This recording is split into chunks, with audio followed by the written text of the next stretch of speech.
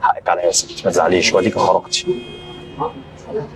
اعتبر الخروجه ديت مصالحه، واللي فرطلنا الدنيا.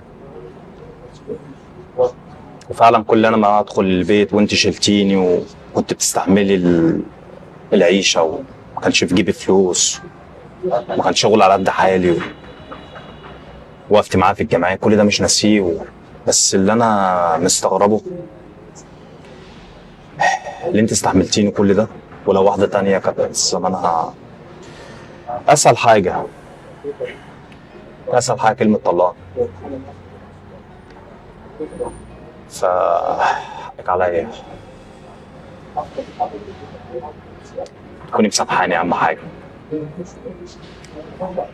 مش مبرر طبعا في الراجل اللي هو يعمل كده، لان برضو الست عندها حق، هي اللي شايلة وهي اللي بتراعي. هي الحياة مشاركة، ولسه في مشاكل كتير بتقابلنا. احنا بنحاول نتفادى اي مشكلة، ولو مشكلة صغيرة بتكون المصيبة بتبدأ من هنا. وما تنساش العيال هي اللي بتدفع الثمن في الآخر. دمتم في امان الله. السلام عليكم ورحمة الله وبركاته. طبعا يا جماعه كافيه السرايا طبعا مكان ما يتوهش، يعني ورا الفندق على طول، يعتبر في الحصري.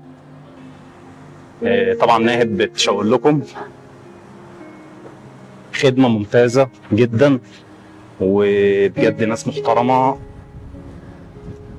بجد حاجه ممتازه جدا. اللي يجي هنا هيجي من طرف بتوع الابداع، هيقعد قعده جميله، هياخد خدمه كويسه. يا جماعه ناهد بتشاور لكم اللي المكان هنا تحفه جدا في الحصري. ده هنا عائلات، الدنيا تمام قوي.